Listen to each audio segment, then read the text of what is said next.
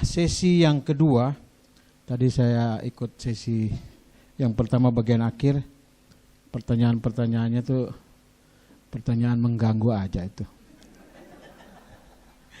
Sudah tahunya itu.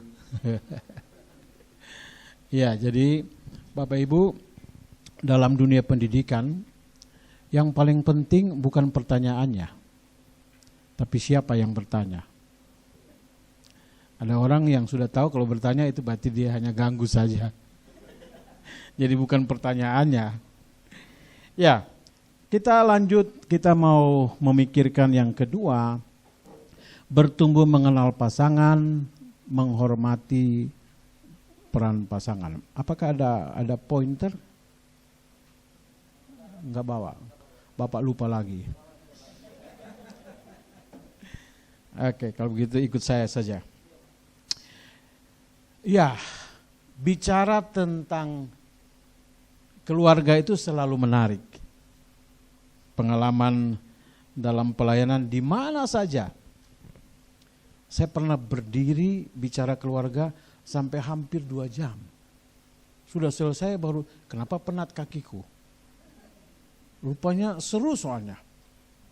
Yang ibu-ibu bertanya, yang bapak-bapak juga bertanya, dan isi pertanyaan semua curhatan.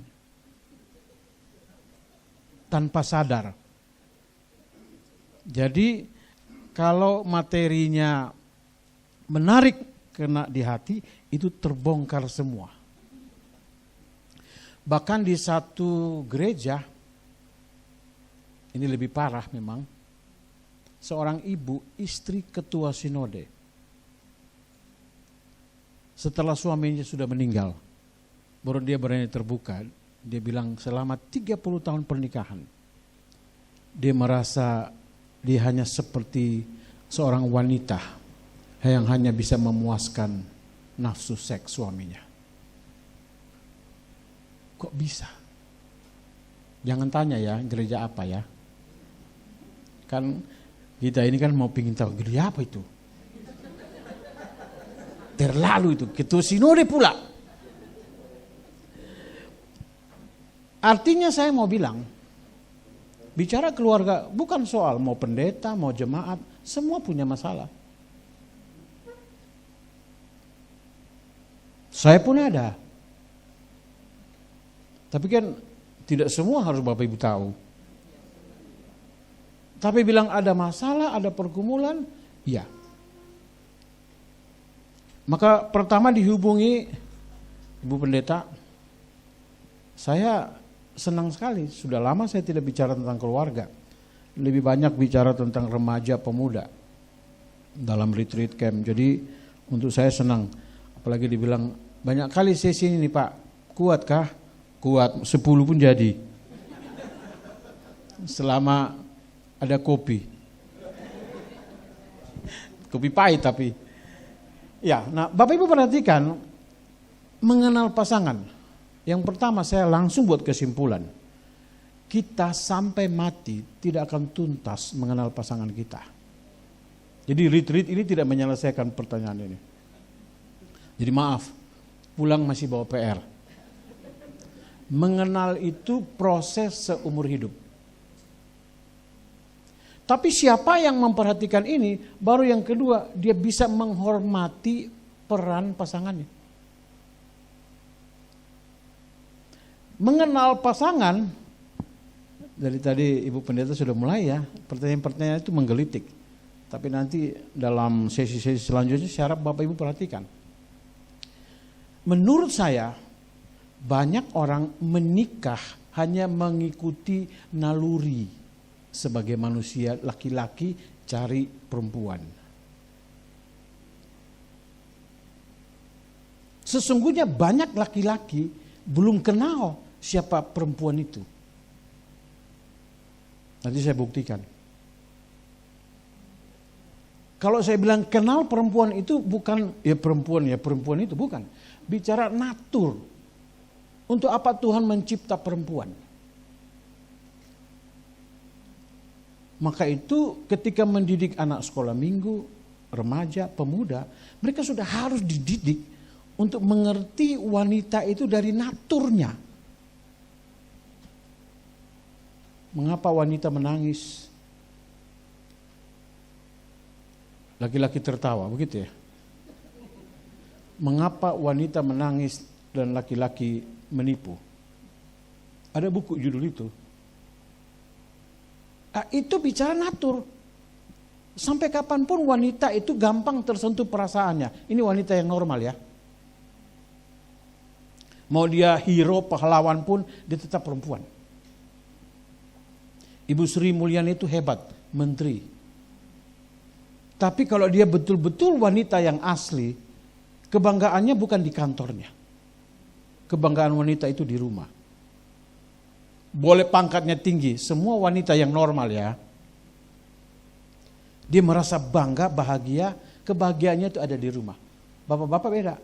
Kita, kebahagiaan kita di luar.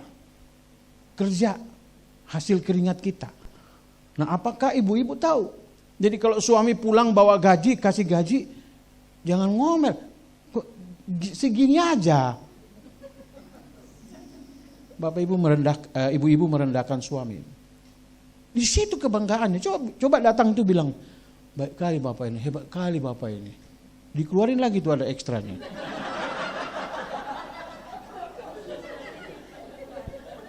Jadi kalau mau dapat bonus, puji dia, hargai dia. Nah, betul bapak-bapak? Ini untuk bapak-bapak yang normal.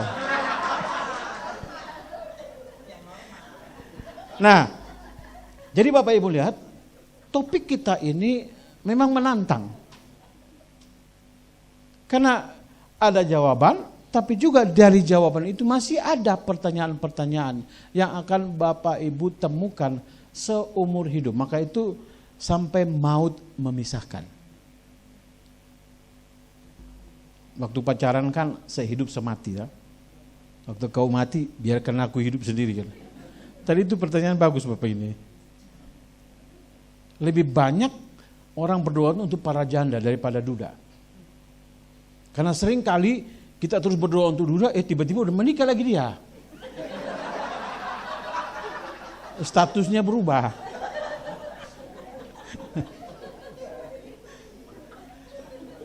Sedangkan wanita paling tahan hidup sendiri. Itulah yang saya maksudkan natur. Wanita dicipta oleh Tuhan sedemikian rupa, dia bisa bertarak, tahan sendiri tanpa perlu laki-laki. Laki-laki sebaliknya. Bapak-bapak jujur ya. Masih punya istri pun ingin kawin lagi enggak? Jujur.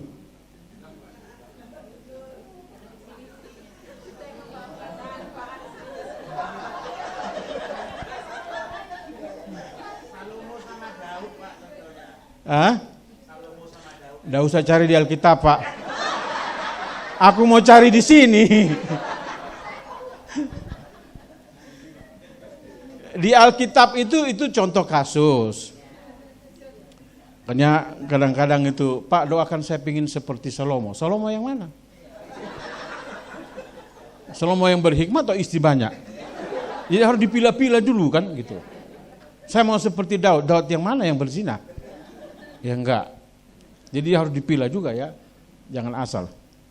Nakal bapak ini. Nah, itulah yang dinamakan tadi saya bilang natur. Saya bicara ini setelah semua sudah berdosa. Ya maaf ibu-ibu kalau tanya, saya mau kawin lagi. Ada yang muda kok. Istri saya sudah melahirkan 3 anak. Dulu sebelum punya anak langsing, sekarang langsung. Kalau ada yang lebih bagus, itu sebabnya kenapa banyak orang jatuh dalam perselingkuhan. Pendeta-pendeta besar pun banyak. Jadi jangan terlalu polos. Sudah dalam Tuhan pasti enggak. Sabar dulu. Kita masih hidup di dunia yang penuh dosa ini. Maka itu suami berangkat kerja itu berlutut dan berdoa, Tuhan jaga di jalan supaya jangan ketemu tante girang. Kalaupun bertemu dia sanggup berkata tidak. Itu tugas ibu-ibu. Suami baru keluar telepon, udah di mana kau? Cek terus. Ibu-ibu tuh istri atau satpam? Udah di mana kau? Nanti sudah siang di kantor. Dengan ini cek terus. Ya, jangan begitu. Maka slide berikut. Pernikahan itu sebuah hubungan. Dan Bapak Ibu tahu enggak? Masalah utama kita bukan tidak ada duit. Bukan tidak ada pekerjaan. Bukan macam-macam lain. Masalah utama kita itu hubungan. Kenapa? Karena dosa itu merusak semua relasi. Dengan Tuhan, dengan diri sendiri, dengan orang lain, dengan istri. Itu natur dosa. Dosa itu memisahkan. Relasi rusak. Jadi begitu dosa masuk, relasi itu rusak. Maka begitu kita sudah menikah, bagaimana supaya relasi kita baik? Ya, dosa harus diselesaikan. Maka yang pertama pastikan suami sudah bertobat lahir baru. Pastikan istri sudah bertobat lahir baru. Karena dosa itu memisahkan. Masalah sedikit, SKT. Diam-diam. Tidak lagi bicara. Suami ke kantor, wanita lain yang bicara dengan dia. Curhat-curhatan. Kalau Bapak Ibu perhatikan modus-modus kenapa terjadi perselingkuhan, perceraian, semua kan mulai dari situ. Jadi ibu-ibu jangan salahkan suami saja. Bisa jadi ibu-ibu juga punya andil di dalamnya. Kenapa suami lebih suka bicara yang perempuan di luar daripada di rumah? Di rumah cerewet terus. Suami pulang disambut dengan pakaian yang tidak cuci 1 minggu. Bau bawang, bau pipis anak. Gimana suami betah di rumah? Mau kemana kau? Ada rapat. Padahal bukan rapat dengan orang lain. Jadi kalau kita bicara pernikahan dengan semua persoalannya, kita harus mulai dari sini. Pernikahan itu relasi. Tadi Ibu Pendeta saya lihat sudah berikan gambaran yang bagus sekali. Disatukan. Jangan dipisahkan.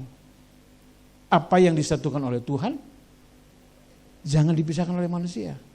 Tapi ada satu kasus, ada satu wanita sudah tidak tahan dengan suaminya.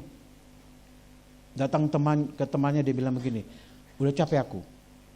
Capek apa? Mau cerai aku. Kenapa rupanya? Gak tahan aku hidup dengan dia. Ini saya biasa bicara dengan anak-anak muda, saya bilang kalian itu dengar ya.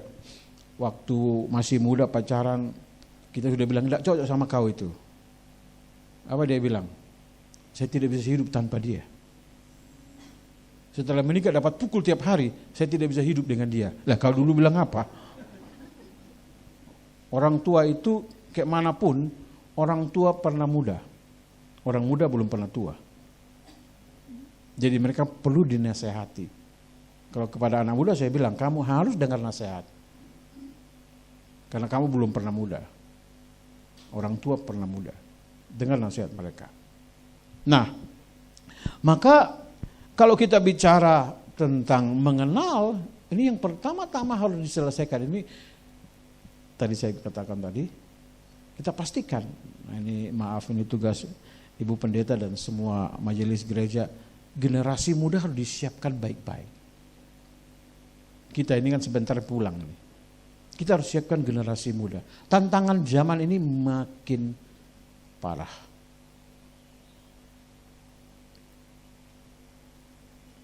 Ada yang memprediksi 5-10 tahun ke depan ada banyak keluarga mengalami masalah yang berat. Kenapa? Generasi ini hampir semua sudah lihat pornografi. Bapak Ibu tahu pornografi ya? Pernah lihat? Lihatlah sekali-sekali. Pernah ya? Ya kalau pernah, pernah lah. Jujur aja.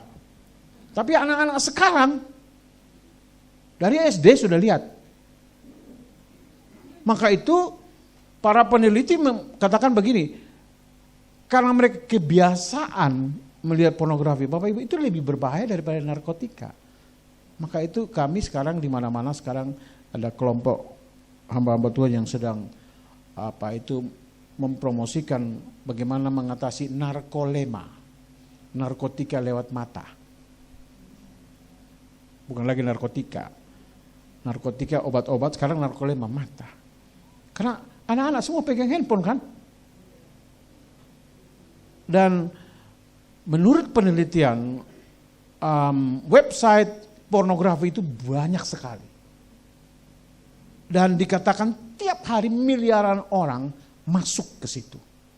Baik sengaja maupun tidak sengaja. Anak-anak mau lihat Mickey Mouse, yang keluar lain. Bukan tikus telanjang. Kakinya 2, macam mananya itu? Banyak jebakan-jebakan, maka kadang ada anak-anak yang memang tidak bermaksud, tidak sengaja. Maka saya bilang ini zaman ini gila. Nah kalau itu sudah kena, itu merusak batang otak. Maka kemudian dia tidak punya kemampuan mengontrol nafsu birahinya. Coba cek tindakan pemerkosaan ini. Itu semua habis nonton film porno itu. Jangan tanya di mana ya. Di Sumatera Utara ini saya temukan. Pemuda 21 tahun, hubungan seks dengan binatang.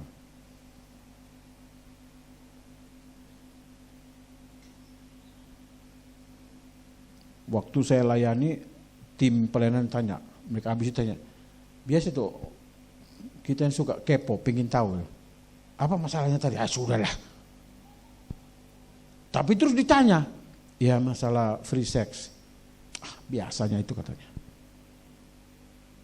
Dia bilang biasanya, oh ini luar biasa ini. Luar biasa gimana Pak? Sama binatang. Hah? Alamak katanya.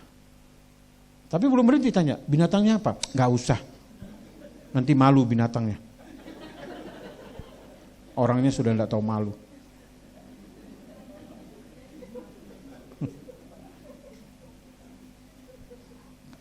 Kan Bapak Ibu baca pasti tahu ya. Bagaimana bisa laki-laki kawin dengan laki-laki? Perempuan dengan perempuan. Lesbian, homoseks. Bagaimana bisa? Anjing jantan mau kawin cari anjing betina. Maka lihat, dosa itu luar biasa membuat manusia lebih rendah jadi dari binatang. Saya temukan kasus di Jakarta, seorang ayah gauli anak gadisnya 15 tahun setelah nonton film porno. Ayahnya nonton film porno, anak gadis diajak nonton. Habis itu praktek dengan anaknya sendiri. Istrinya telepon saya nangis-nangis. Dia bilang, suamiku itu binatang. Dalam hati saya, kalau yang ini binatang, lalu yang hubungan saya dengan binatang itu apa lagi? Loh ini serius loh Bapak Ibu. Tapi saya tidak tahu gereja buat apa. Puji Tuhan kita bicara keluarga, maka kita harus memperhatikan ini. Apakah semua relasi kita, suami, istri, orang tua, anak, baik? Orang tua sekarang tidak mau pusing-pusing. Daripada anaknya ribut, dikasih aja gadget supaya dia main. Tidak mau pusing kan? Berapa banyak orang tua yang cara mendidik anaknya tidak betul. Padahal Kristen. Majelis pula. Tapi tidak tahu mendidik anak. Bapak Ibu, mau mendidik anak yang benar kalau mengikuti Alkitab, Bapak Ibu harus tega. Kalau nangis, anak nangis itu tidak mati. Nangis itu bagus loh, latihan vokal. Paru-parunya bagus. Tapi begitu nangis kita kasih, dia dapat senjata. Minta apa tidak dikasih, nangis. Karena nanti kita kasih. Ini orang tua tidak belajar. Tidak ada di sini kan? Anak nangis langsung dikasih, anak nangis langsung dikasih. Sampai tua. Sampai anak itu kuliah pun tanya, "Mak, aku mau beli baju warna apa ya?" Udah tua. Kenapa jadi begitu? Itu mulai dari rumah. Maka Bapak Ibu lihat, kita bicara keluarga, ini relasi ini penting sekali. Maka kalau boleh saya balik kalimat saya, yang merusak anak kita juga. Yang merusak keluarga kita, kita juga. Tapi sudahlah Ibu Pendeta, nasib kita lah. Mereka buat masalah, kita hanya ditanya. Diminta jalan keluar. Kau yang keluar dari jalan, aku yang diminta kasih jalan keluar. Sudah keluarnya kau. Maka kalau kita bicara pernikahan, hanya kata itu aja yang saya mau lihat. Karena itu bicara relasi, maka dengan siapa kita berelasi, kita harus tahu betul. Sekarang ini banyak orang kawin lewat Facebook. Hanya lihat di Facebook, itu semua sudah diedit. Begitu ketemu, alamak, pingsan. Tapi di Facebook wajah kau licin. Lah ya diedit semua. Ada kan ketemu jodohnya di Facebook? Janjian ketemu, dibawa kabur, ternyata sudah punya istri. Dibawa ke apartemen, lalu dimutilasi, dipotong-potong. Kan udah banyak kejadian gitu. Khususnya mereka yang sudah 30 tahun ke atas yang belum ketemu jodoh kan. Apa yang muncul disambar. Itu berarti mereka kurang mendapat didikan. Saya ini bukan biro jodoh, tapi kemana-mana selalu, Pak Pendeta tolonglah anakku ini. Kenapa lupanya? Belum ada jodohnya. Mana anakmu? Itu. Ya, sikit-sikit makan. Overweight, badannya besar. Siapa mau dekat juga? Coba kalau langsing, salah mata udah hilang itu. Iya, kalau begini menyerah aku, enggak bisa aku carikan jodoh kayak gini. Nanti yang susah aku pula.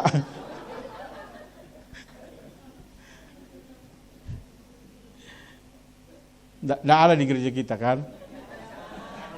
Aman lah aku.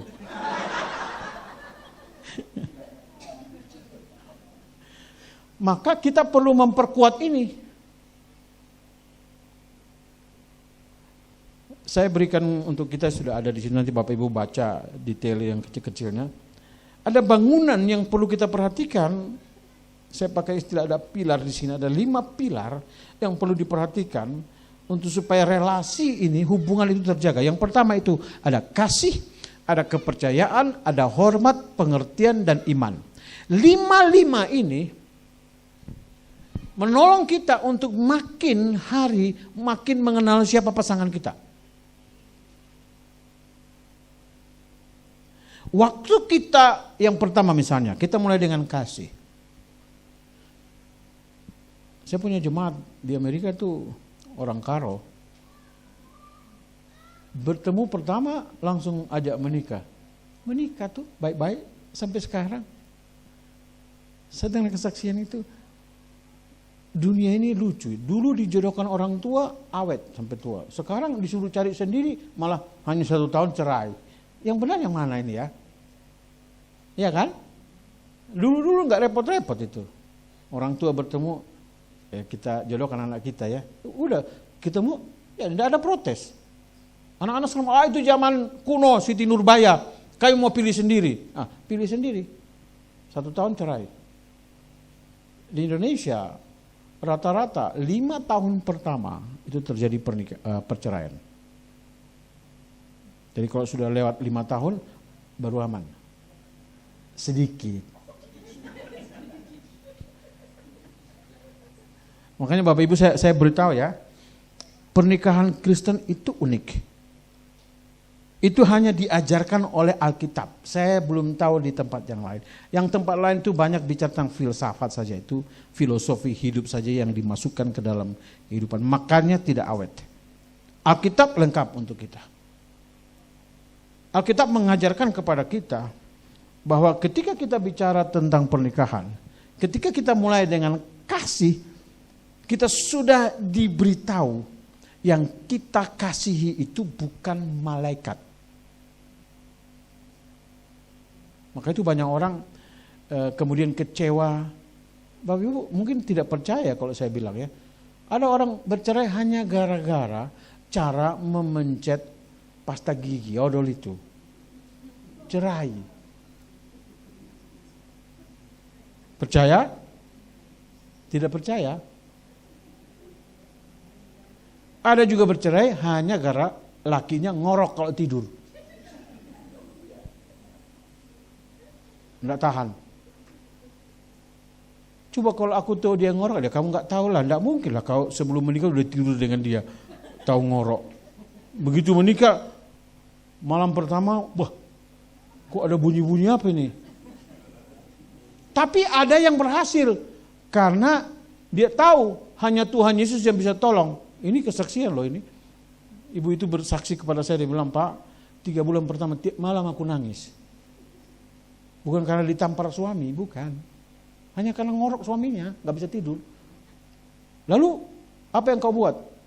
Setelah itu saya berdoa, Tuhan, bagaimana caranya supaya telingaku ini, kalau aku dengar dia ngorok seperti dengar musik, supaya aku bisa tidur. Bisa itu. Sekarang aman sudah. Karena suami itu murid saya, jadi saya tahu. Dulu kuliah sebentar aja udah. Itu kuliah aja gitu, apalagi di kamar itu. Tapi saya puji istrinya. Ada jalan keluar di dalam Tuhan. Nah, orang yang takut Tuhan yang bisa menemukan semua kendala-kendala dalam hubungan itu. Maka ketika kita mulai bicara tentang kasih, yang pertama kita diminta untuk mengasihi seorang perempuan, seorang laki-laki, notabene, tahu itu bahasa apa itu ya? Belum sempurna. Cintai dia sajalah. Di Medan itu ada. Aku mau cerai bang. Kenapa? Ternyata baru tahu aku sekarang. Dia mabuk, main judi. Lalu saya tanya, lalu yang pilih menikah dengan dia siapa? Ya aku lah. Ya kau yang pilih, nikmati saja. Macam mana bisa gitu bang? Loh, kamu yang pilih. Dulu ada enggak yang nasihatnya bertentangan, suruh jangan pilih? Ada sih. Tapi kan aku rasa, aku cinta. Jadi sekarang sakitnya itu di sini juga. Lalu dia tanya saya, lalu bang aku harus bagaimana? Bisa enggak kamu bilang, suamiku, walaupun kau pemabuk, walaupun kau penjudi, kamu tetap suamiku. Nah, dia bilang, ada aja abang ini. Loh, kamu harus positif. Itu yang kamu pilih. Makanya jangan tertipu. Waktu pacaran itu semua laki-laki akan menunjukkan yang terbaik dari dirinya. Itu normal. Tidak ada laki-laki ketemu cewek langsung tunjuk semua jelek-jeleknya. Tidak ada yang mau. Semua yang terbaik yang dia tunjukkan. Setelah menikah, semua yang jelek nggak ditunjukkan, kelihatan semua.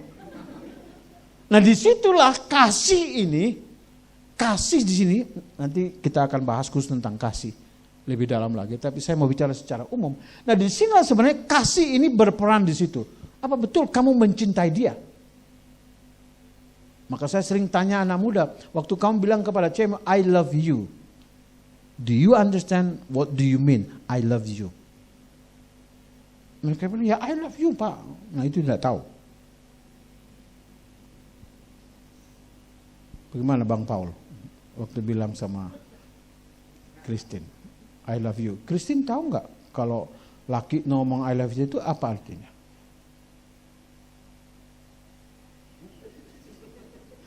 Kebanyakan semua menerjemahkan, ya dia suka aku.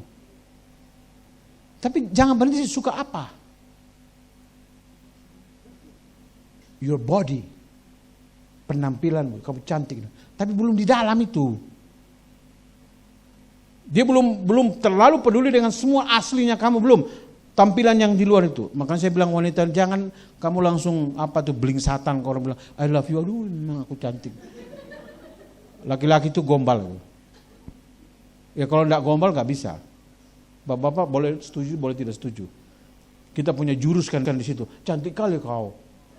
Wajah kau seperti rembulan. Apa bulan tuh bopeng. Tapi yang cewek senang kali. Tapi itu kan senjata kita kan. Kamu cantik sekali. Kamu tuh indah sekali. Pokoknya saya enggak bisa tidur kalau ingat kamu. Wah semua tapi ceweknya melambung tuh. Senang kali yo.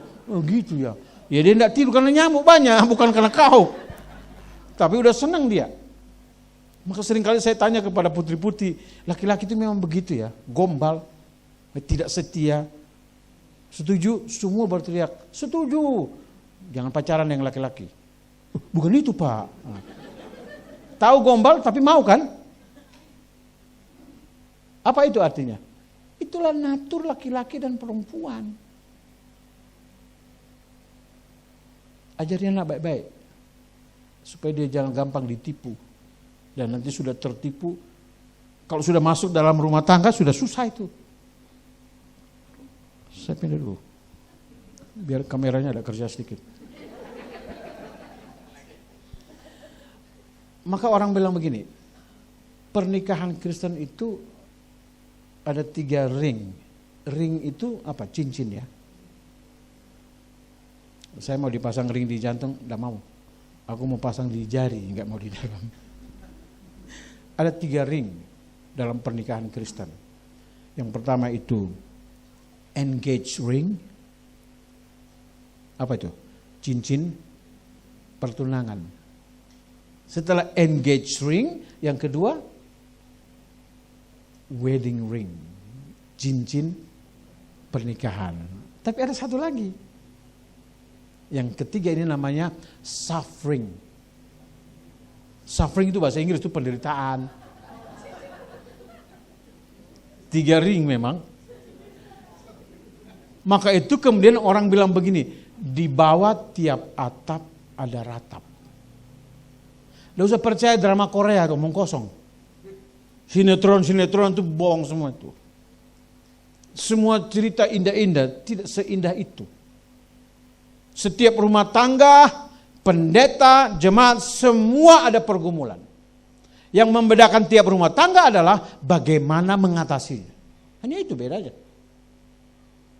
Yang tahu mengatasinya awet, bisa menikmati rumah tangga sampai usia tua, sampai pernikahan yang ke-50. Itu kalau dua-dua belum mati kan. 30 udah bagus. Saya sudah lewat 25. Sudah lewat perak. Tapi 3 anak ini belum mau menikah. Yang nomor 1 bilang mau cari duit dulu. Ya cari duit lah kau. Saya tanya kenapa belum mau? Dia mau ikut saya. Saya menikah umur 29. Dia bilang aku mau seperti papa.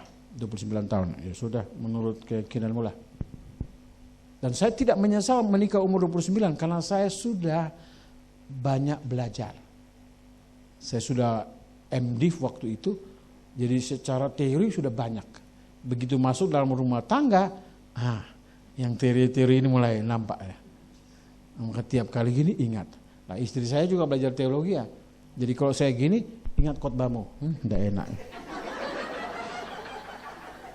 Enak menikah sama jemaat mungkin ya. Ini sama istri dia juga belajar teologi ya. Kadang tidak enak itu. Bukan itu jawabannya. Kau khotbah kau bilang apa? Saya diam aja deh. Istri saya bungsu, saya sulung. Saya harus lebih banyak mengalah. Itu sudah nasibku. Dalam satu seminar keluarga ada bapak-bapak mirip saya. Dia bilang, Pak, saya bilang udahlah, senasib kita. Kita anak sulung, lalu istri kita bungsu, ya kita harus sabar. Datang manjanya, sedangkan kita tidak mau manjain. Kita mau didik adik-adik kita bertanggung jawab. Mana ada dimanjain? Adik salah kita yang dipukul kan? Yang sulung. Ya udah nasib itu. Udah terima saja. Tapi berapa banyak orang mau menerima fakta ini? Kan tidak mungkin saya persoalkan Tuhan. Kenapa kamu kasih saya jodoh yang bungsu yang begini nih? Nanti saya jelaskan kepada Bapak. Tiap kali saya jalan pelayanan, saya sudah pastikan semua di rumah beres. Gas tersedia, ayam stok di kulkas ada, air galon semua tersedia. Kalau tidak saya lagi khotbah begini, handphone saya bunyi keluar, Pak gas habis. Loh, mau ngapain aku ada di sini? Gas habis. Yang tidak enak itu saya tanya, saya pulang saya bilang, kenapa kamu WA? Supaya papa tahu aja. Sejak itu saya sudah belajar. Oke. Jadi kalau dia WA, ya asal saya tahu aja. Saya tidak mau tanggapi lagi. Jadi rupanya ibu-ibu itu begitu. Supaya sepenanggungan. Dia menderita sendiri di rumah. Dia cari kawan. Siapa lagi kawan sependeritaan? Kan waktu susah, waktu senang. Janji nikah kan? Iya toh Pak. Jadi kalau istri ganggu kita, bukan ganggu. Dia mau ingatkan kita janji nikah. Waktu aku susah, kau juga lah. Jangan senang kau di luar sana. Kan gitu. Nah, Bapak Ibu mengerti tidak itu? Mungkin di sini, oh iya ya. Maka tidak harus berkelahi telepon. Kenapa kau ini? Ganggu aku lagi pelayanan ini. Setan kau. Ya juga enggak gitu. Setan yang disalahin. Kita yang bodoh, setan yang disalahin. Kesin si setan itu ya. Ini dia. Yang kedua, dari sini kasih kemudian berikut kepercayaan. Bapak Ibu lihat situ kepercayaan di dalamnya ada juga kejujuran. Ada tahapannya. Begitu menikah, sudah inilah pasangan satu-satunya. Ini yang paling cantik. Tidak ada lagi yang lain. Bapak Ibu percaya bahwa kita sudah dipertemukan oleh Tuhan. Kita disatukan oleh Tuhan. Tapi pertanyaan yang lain, Bapak Ibu percaya nggak ada orang yang menikah yang tidak dijodohkan oleh Tuhan? Ada nggak?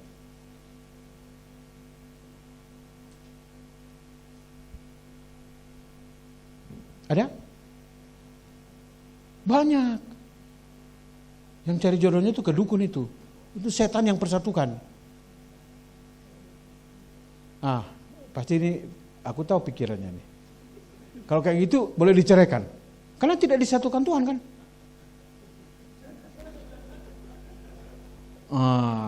Jadi tidak ada lagi pertanyaan Pak. Saya tanya sendiri, saya jawab sendiri.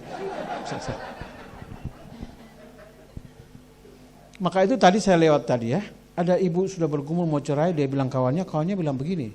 Bukankah firman Tuhan berkata apa yang disatukan Tuhan tidak boleh diceraikan oleh manusia? Jadi kalau kau menceraikan dia, itu berarti kamu tidak disatukan oleh Tuhan. Pintar kan?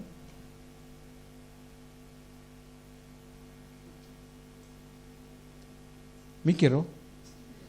Lagi mikir ya? Saya ulang.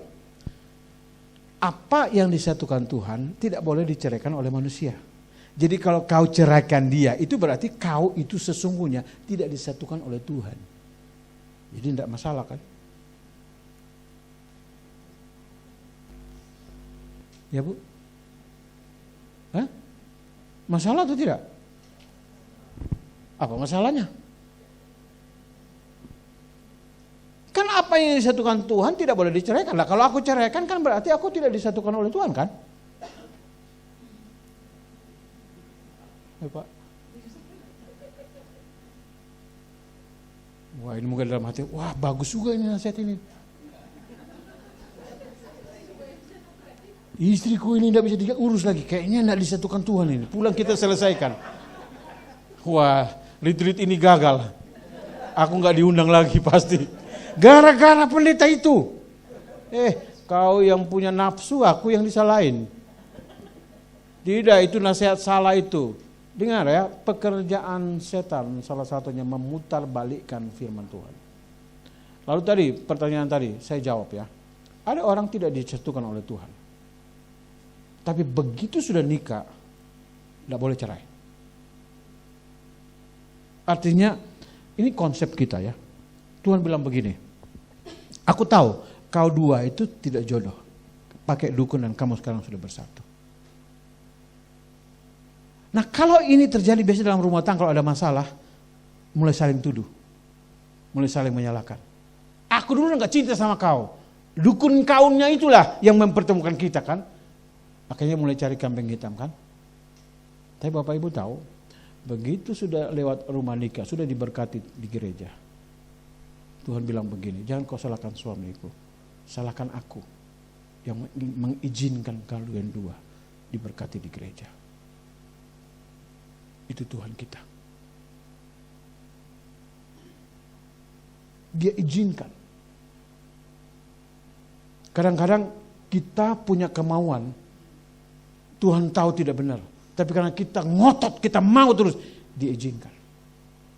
Tapi uniknya, setelah terjadi ada masalah, dia bilang jangan salahkan dia, salahkan aku yang mengizinkan kau. Itu Allah kita. Kalau semua rumah tangga mengerti ini, tidak akan ada perceraian. Dia sudah tanggung semua di kayu salib. Semua kebodohan kita, kesalahan kita yang kita buat ketika memilih jodoh, dan kita sudah diberkati, dipersatukan Tuhan di gereja, tidak ada lagi pintu untuk perceraian. Lalu semua masalah di dalam itu, dia tanggung semua di kayu salib. Maka itu penting sekali pasangan kita sudah bertobat, lahir baru, kenal Tuhan. Kalau tidak, selesai. Kita ini punya 1001 macam alasan untuk bisa menceraikan pasangan kita. Sangat mungkin. Mencari kesalahan orang lain, kita semua ini pakar. Tapi mengakui kesalahan sendiri, kita semua ini juga pakar. Kita tidak mau mengakui.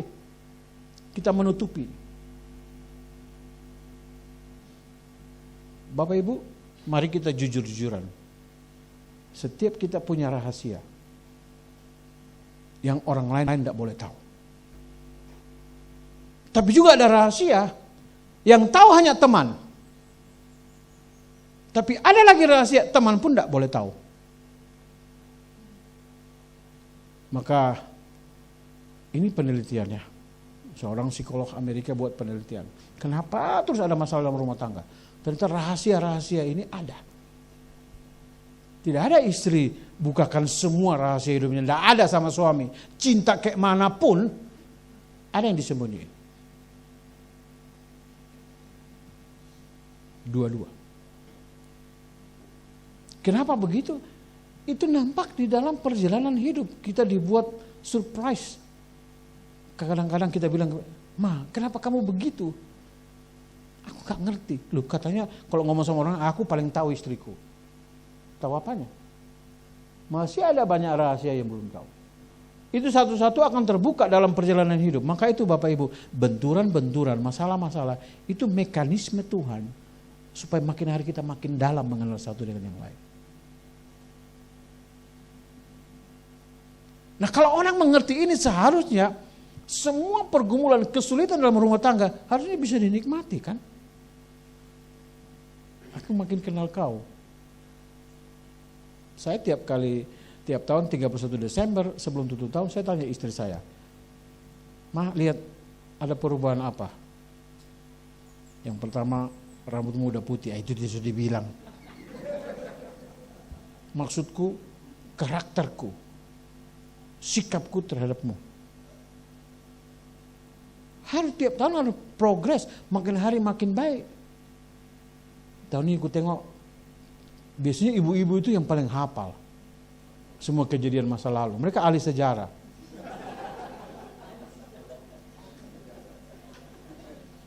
Kau ingat bulan Maret tahun ini? Kapan itu?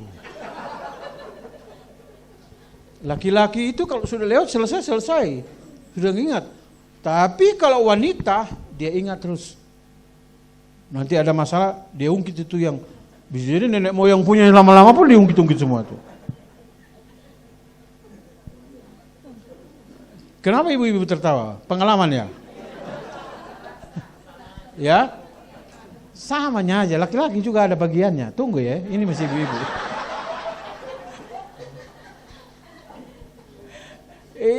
Itu yang saya maksudkan tadi itu natur ini. Jadi sambil jalan saya akan kasih keluar satu-satu ini ya. Jadi kalau ibu-ibu udah begitu, bapak-bapak diam, udah ditangkapi.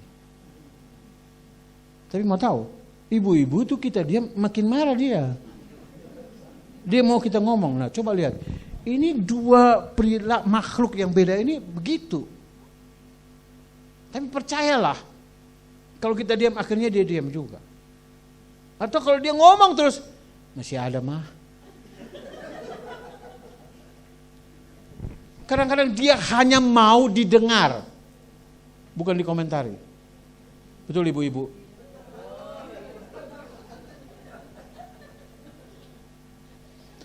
Maka saya tidak setuju kalau bilang istriku cerewet. Bukan.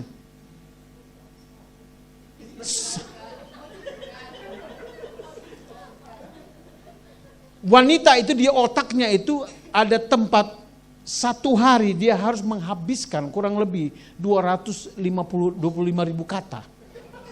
Itu kuotanya. Jadi sampai malam mau tidur pun masih ngomong. Itu dalam rangka menghabiskan kuota. Jangan marah. Bapak-bapak sedikit. Laki-laki daya tampungnya sedikit. Itu natur yang saya maksudkan. Jadi kalau ibu-ibu itu bicara memang sudah begitunya. Ngapain ribut? Saya sudah belajar lah sama istriku. Ya, semua akan alami, bukan saya aja. Cuma karena saya sudah belajar, saya lihat teori antar pengalaman, kami dua tertawa sendiri. Istri saya dia ngajar pastoral counseling, dia ngajar keluarga Kristen, jadi ya dia juga tahu, jadi kita sama-sama tahu, ya mentertawakan diri sendiri. Kadang-kadang kita udah bisa ngakak, mentertawakan kebodohan sendiri. Itu serunya.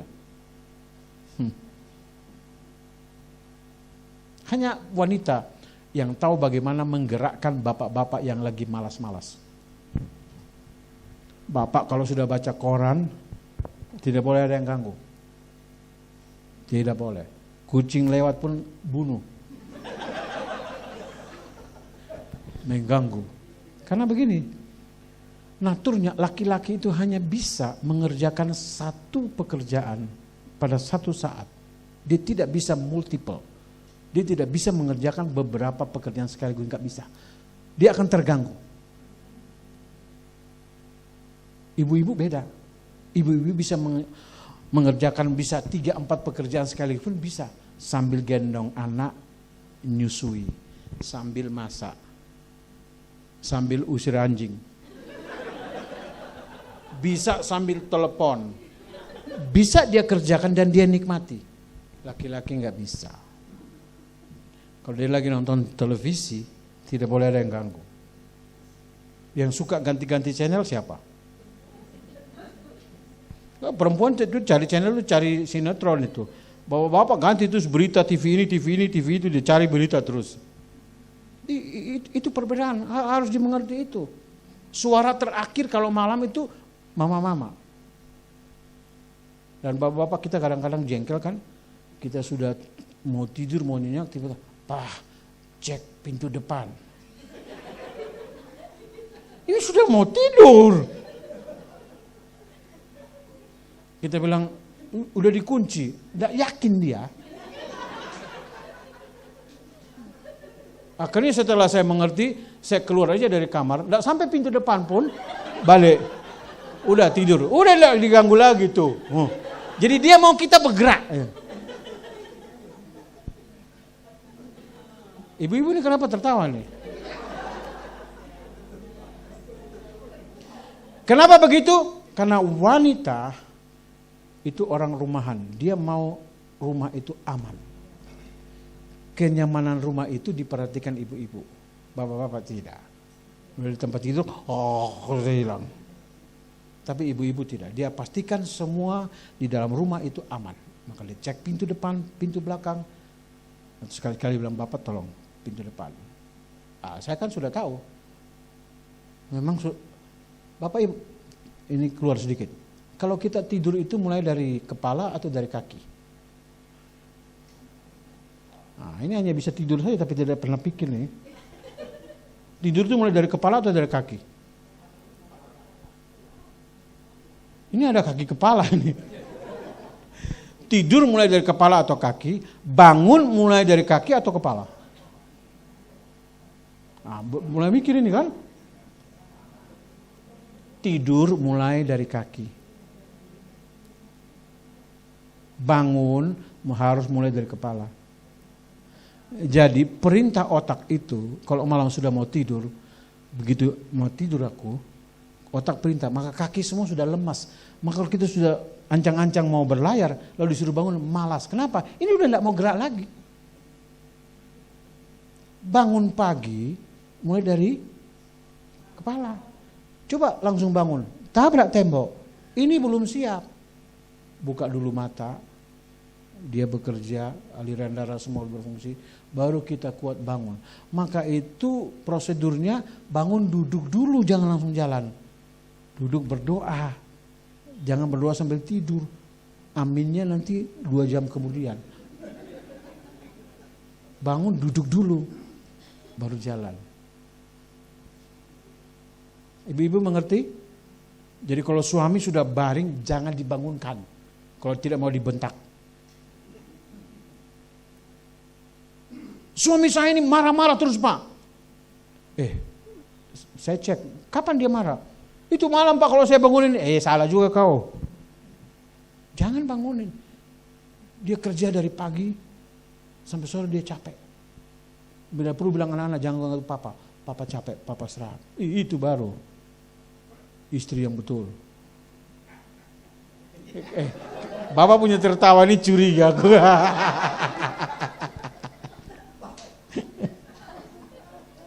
Oke, lanjut ya.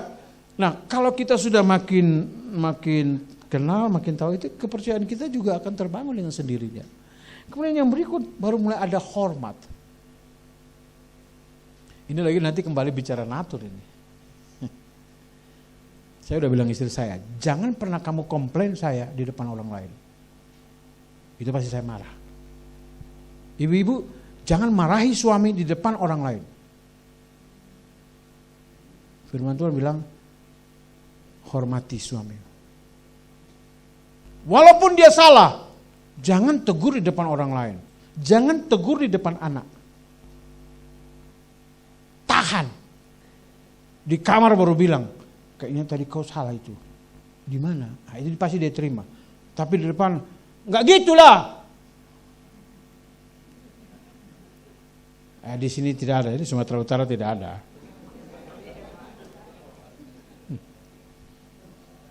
Makanya suaminya marah. Ada suami belum bertobat, dipukulnya. Siapa yang mulai?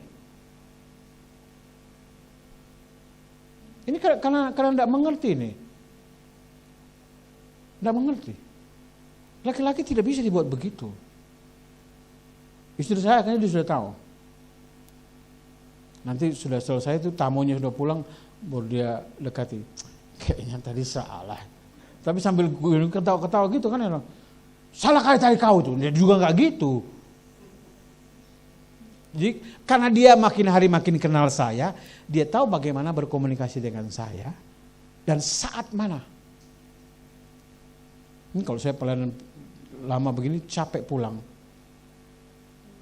itu dia udah tahu. Anak saya juga sudah ngerti.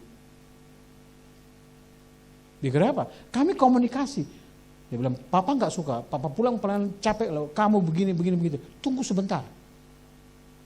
Papa istirahat sebentar, mandi sudah segar, baru kita ngobrol apa yang terjadi di dunia ini.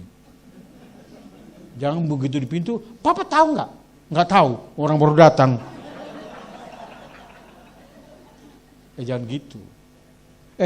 Maaf, saya sampai jam berapa? Oh, masih panjang. Nggak terasa ya? Saya yang ngerasa.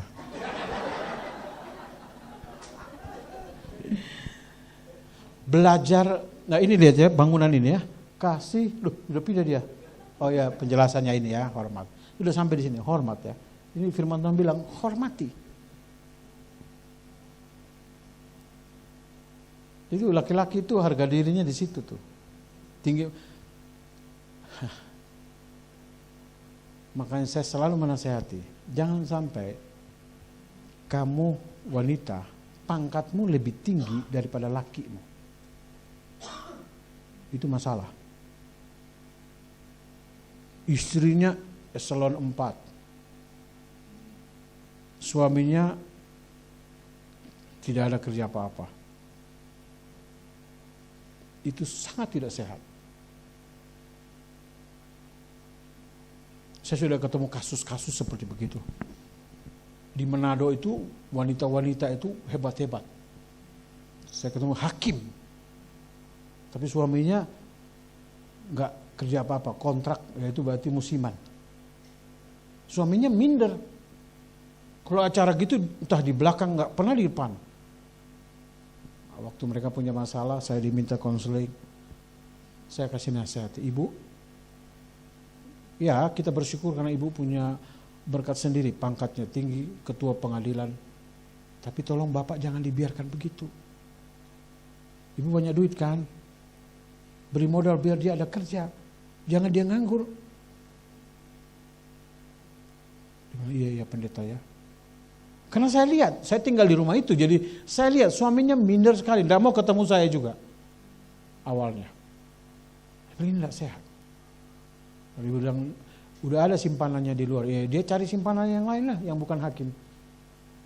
Sehingga tidak dihakimi. Tidak bisa begitu. Jadi bisa jadi pekerjaan juga membuat, kadang istri bilang, aku tidak perlu kau. Aku bisa kasih makan anakku sendiri. Apalagi kalau keluar kalimat seperti itu, selesai.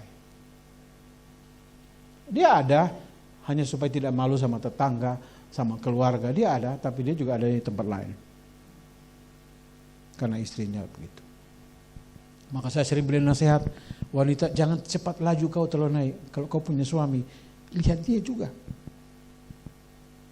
Kalau tidak terjadi ketidakseimbangan dalam rumah tangga. Dan itu ada di mana-mana. Anak saya sekarang di Amerika, saya bilang dia, kau jangan kawin sama kulit putih. Kenapa Pak? Dulu saya mau, nanti kau cari lagi bule-bule tuh ya, jangan lagi yang hitam, Indonesia banyak hitam. Ngapain ke Amerika cari lagi yang hitam? Kan banyak negro juga kan, cari yang putih. Tapi kemudian saya pelajari, budaya orang putih gampang sekali menceraikan. Kalau suaminya bangkrut, udah tidak punya uang, cerai. Cari aja orang Asia, Cina kayak apa kayak. Tapi anak saya bilang, tapi ada juga yang baik kok Pak. Di gereja, iya, tapi budaya kita beda. Anak mantu saya kalau Amerika dia kesini dia panggil saya Ferdi. Nama aja dipanggil.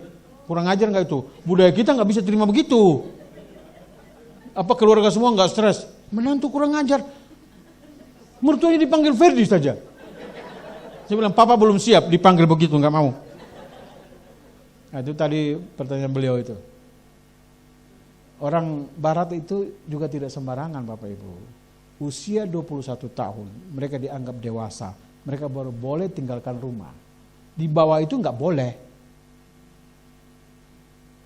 Anak usia di bawah 21 tahun, kalau dia sudah kerja, dia tidak boleh kerja di tempat-tempat atau beli alkohol, beli rokok itu kalau ketahui di bawah umur, itu bisa didenda, ditangkap itu.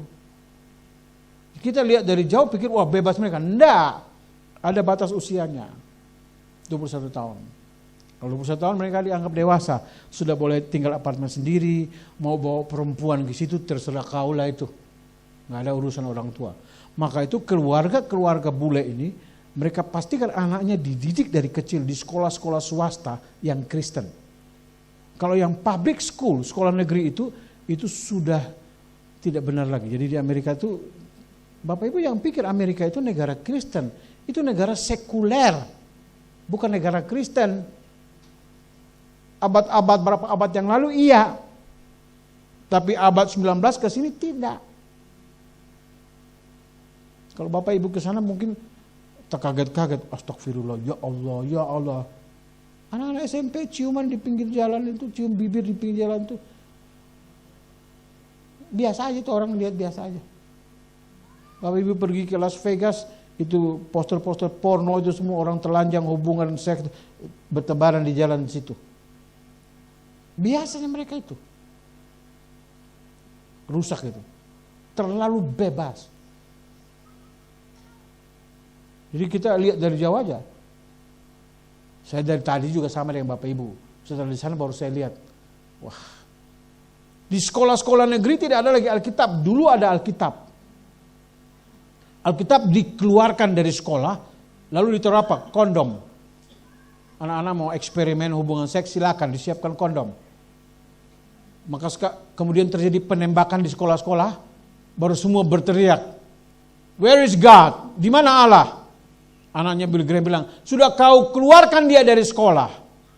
Sekarang kamu tuai apa yang kamu buat. Di sekolah-sekolah tidak ada lagi doa.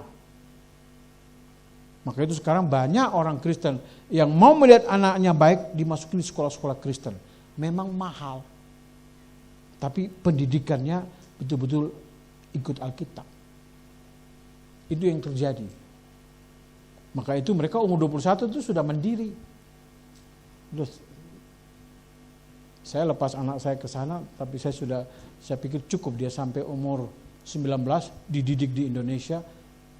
Saya sudah kasih nasihat, nanti di sana begini, kamu akan hadapi. Dia kerja pertama jadi kasir di depan.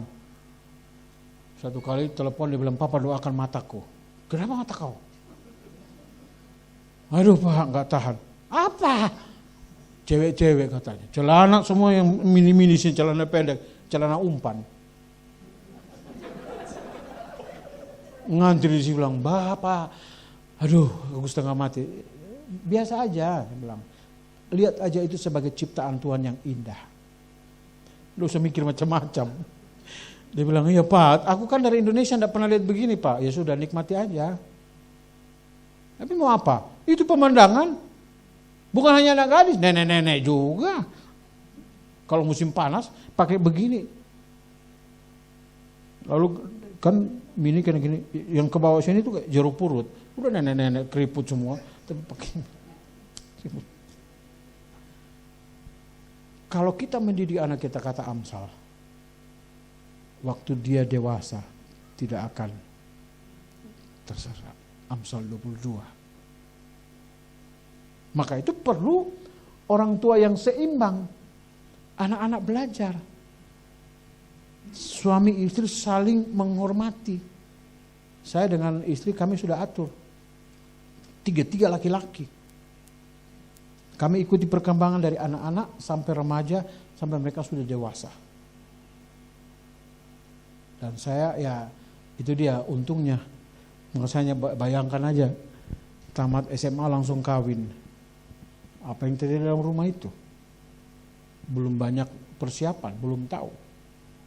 Banyak orang tua kan, kita kan berkeluarga membesarkan anak hanya berdasarkan naluri. Bagaimana orang tua mendidik kita, kita lanjutkan ke anak-anak kita kan. Berapa banyak orang tua yang belajar khusus psikologi perkembangan anak. Anak umur sekian akan begini, umur sekian begini. Tidak. Mau saya buktikan? Saya bisa buktikan. Di gereja-gereja itu kadang-kadang saya lihat ini orang tua ini hanya bisa beranak saja tapi tidak tahu bagaimana mendidik anak. Kalau Bapak Ibu bawa anak kecil ke gereja, Bapak Ibu tahu tidak? Anak-anak itu hanya bisa duduk diam 15 menit. Menit ke-16 dia mulai korek-korek di sebelah. Menit ke-20 udah keliling lari. Jangan tengging. Hormati Tuhan. Dia tidak tahu itu. Kadang saya khotbah ada begitu, anak-anak itu mamanya matanya besar, memerana, bu, biarin aja. Anak itu maju ke mimbar, saya lagi khotbah. Saya tidak terganggu. Saya turun, saya gendong dia ke atas mimbar, saya bilang, "Ini calon pendeta." Baru mamanya ketawa. Tadi mamanya ganggu pendeta. Enggak, saya gendong lalu saya bilang, "Duduk ya, Pak Pendeta mau lanjut khotbah ya." Nanti turun, duduk ya. Turun. Dia pergi, duduk baik-baik. Seringkali kita salah memperlakukan anak. Ya kalau tidak mau dia ganggu jalannya ibadah ya bikin sekolah minggu. Pada waktu ibadah anak-anak ruang sendiri biar orang tuanya konsentrasi. Begitu. Tapi kalau belum ada itu dibawa ke ruangan lalu dia lari-lari itu biasa. Pada saat itu langsung saya mendidik orang tua. Ada yang cubit, maka tiap kali pulang kerja anaknya itu ini biru-biru semua. Ini pergi ke gereja atau pergi penganiayaan di gereja ini? Saya khawatir anak-anak seperti itu nanti besar tidak mau ke gereja. Trauma dapat cubit. Untung pendetanya tidak cubit. Kalau pendeta juga cubit, ramai kita ini. Itu berarti tidak mengerti. Saya bertamu ke rumah, anaknya naik kursi, lompat sana, lompat sana. Turun! Tentu anak, saya lihat reaksi anak, kesian. Anak itu dibawa ke dalam, saya bilang orang tuanya, maaf, salah. Usia itu dia sedang melatih motorik. Lompat-lompat itu dia sedang melatih motoriknya. Kakinya. Duduk diam, nanti dia lumpuh, kau menangis nanti. Itu proses, nanti ada waktunya juga dia duduk diam. Jadi kalau dia lari-lari itu, amankan saja ruang tamu. Semua yang pernak-pernik gampang jatuh pecah itu disingkirkan dulu. Nanti ada masa dia sudah makin besar, dia sudah ngerti, taruh lagi. Gara-gara barang pecah anak dimaki. Masih kecil, sudah kepala batu. Nanti dia sudah besar, dia bilang, papa kepala batu. Siapa yang ngajar kau? Papa.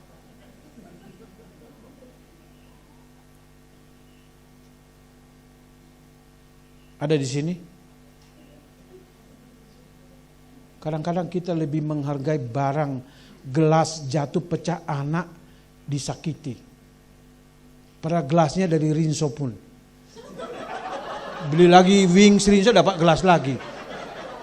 Tapi anak kita hancur jiwanya seumur hidup. Ini kenapa tertawa semua ini? Tidak sebanding pecahnya gelas itu dengan jiwa anakmu. Dilukai dari kecil.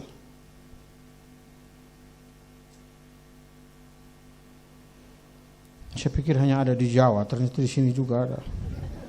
Yang berikut ada pengertian, baru terbangun pengertian. Zakaria 8 ayat 16. Inilah hal-hal yang harus kamu lakukan. Berkatalah benar seorang kepada yang lain dan laksanakanlah hukum yang benar yang mendatangkan damai di pintu-pintu gerbangmu. Pengertian itu hanya didapat lewat komunikasi.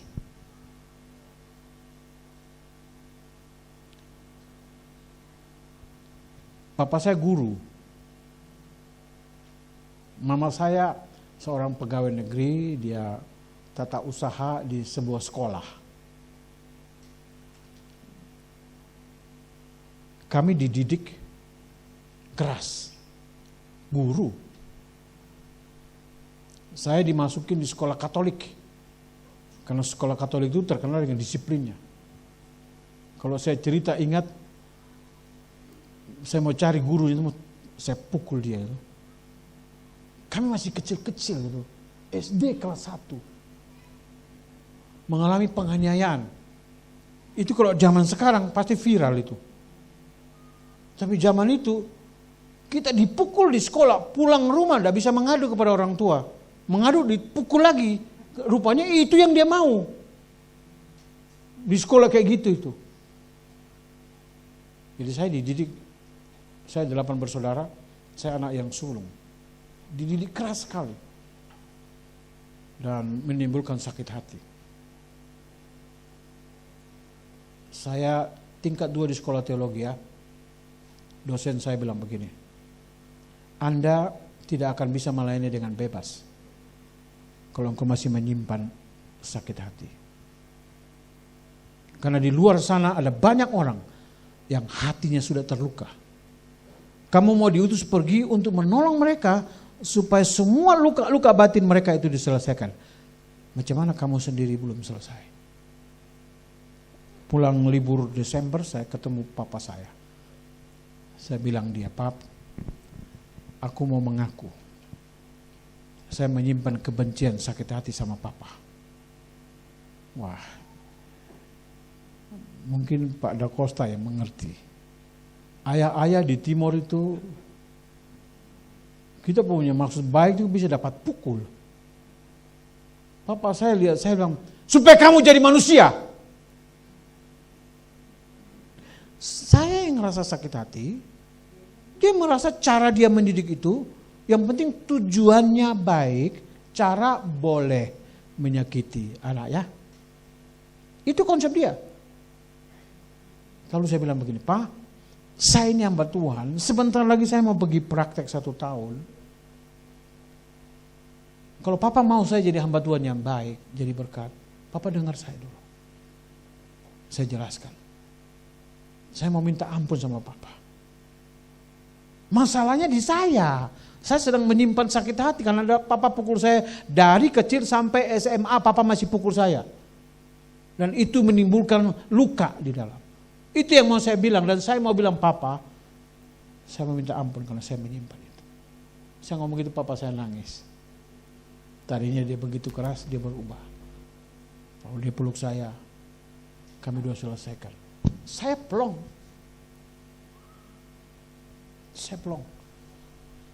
Saya praktek pelayanan, saya nikmati semua, bertemu dengan orang-orang yang mengalami luka batin, diperlakukan jahat oleh orang tua, saya bisa masuk. Karena saya sudah rasa. Bapak saya jahat. Bapak Ibu bayangkan ada anak perempuan kecil gini, ditanya, aku kalau besar mau kubunuh papaku. Bah, kecil begini. Banyak anak itu luka batin. Kalau anak 2 atau 3 ada penyakit lain, banyak anak-anak sakit hati oleh karena orang tua suka banding-banding. Kau tidak seperti abangmu. Itu cara mendidik yang salah. Ibu-ibu dengar ya.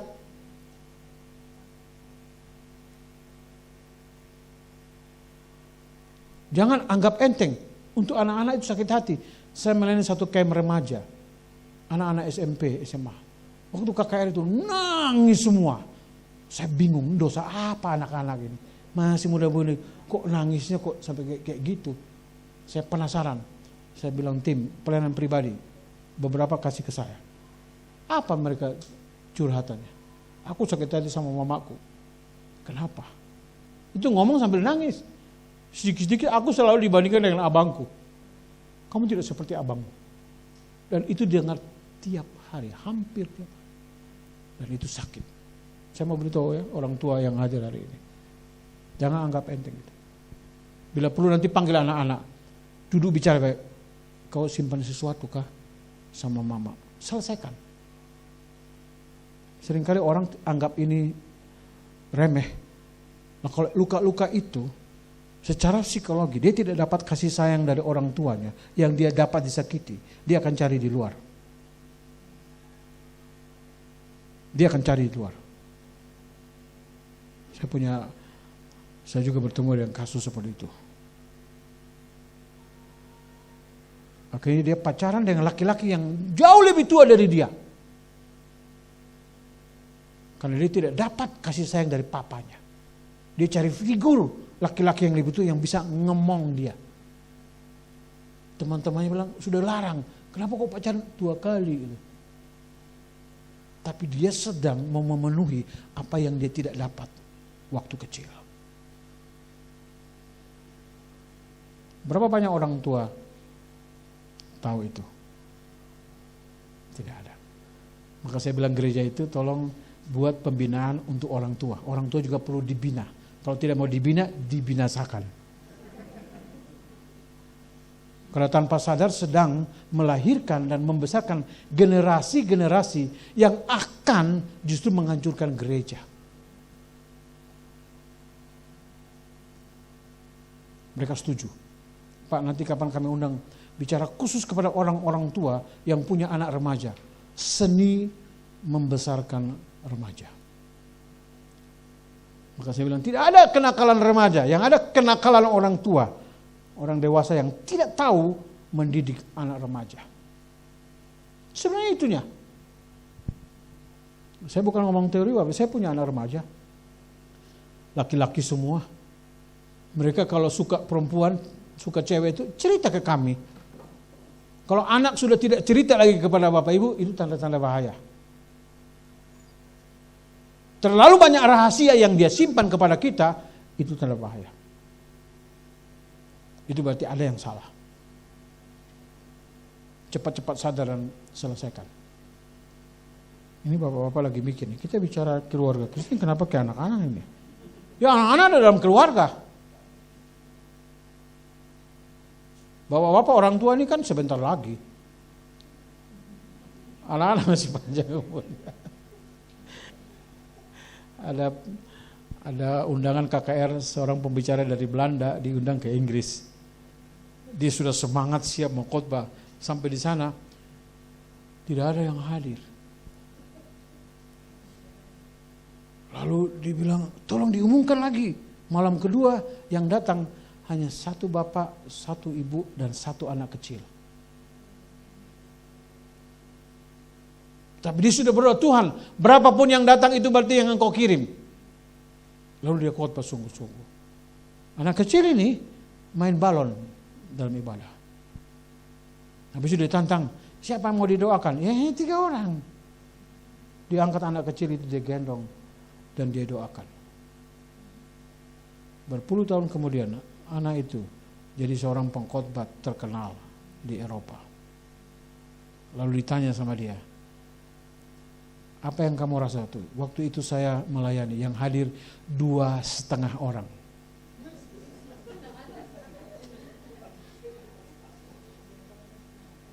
Anak kecil dianggap setengah.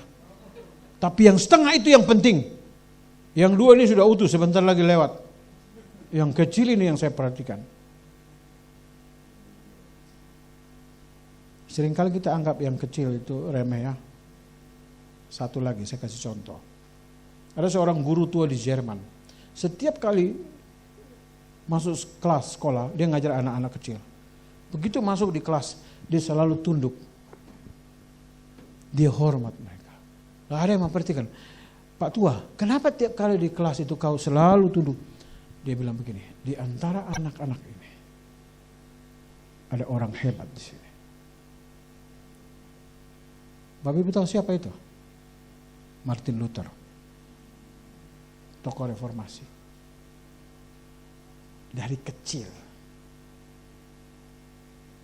Makanya saya suka melayani anak-anak, saya bilang ini jangan sampai ini ada calon presiden di sini, calon bupati, kita nggak tahu.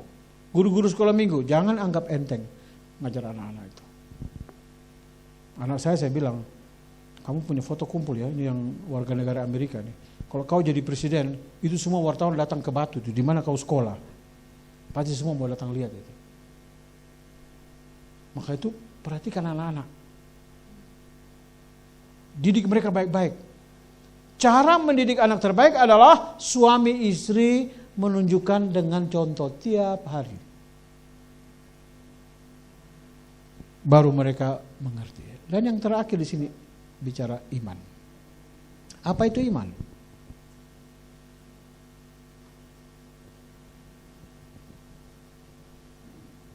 Kolose 1:23. Sebab itu kamu harus bertekun dalam iman. Bertekun dalam iman. Sudah apa jadi tekun? Bukan timbul tenggelam. Coba perhatikan.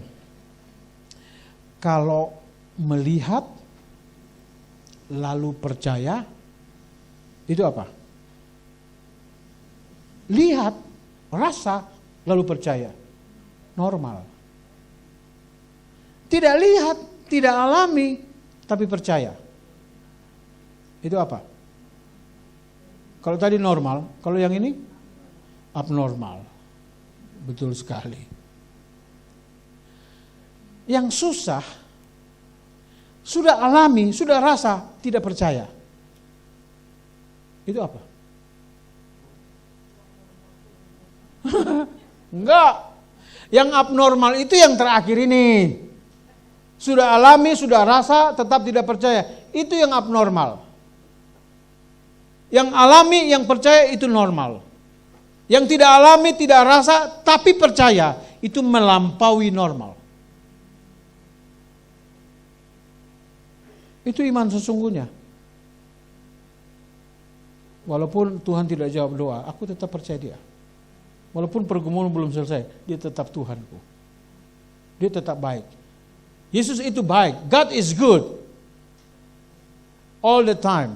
All the time, God is good. Apakah kita masih bisa tetap berkata, He is good, even. Dia tetap baik, sekalipun saya sedang tidak baik. Seringkali kita mengukur Tuhan itu baik, tergantung kita baik atau tidak. Itu iman yang paling rendah. Tidak bisa. Kalau beriman, apapun yang terjadi, saya tetap percaya. Walaupun istri saya begitu, Tuhan yang kasih sama saya. Saya bersyukur. Cara pandangnya beda. Cara melihat semua persoalan beda.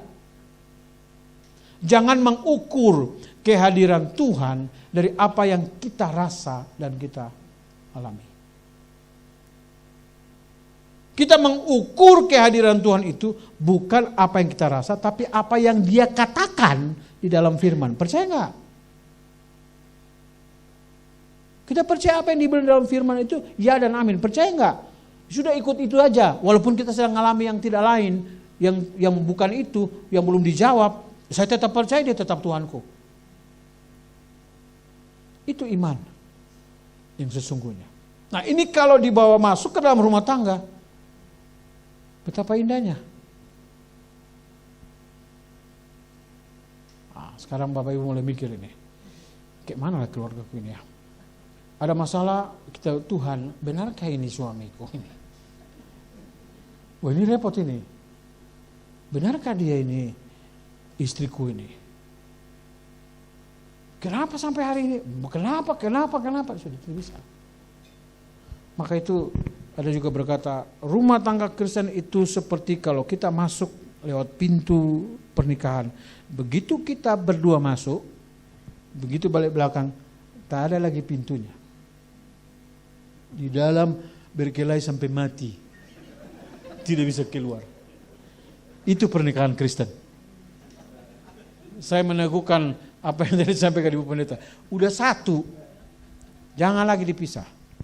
Saya mau bilang ya, omong kosong banyak.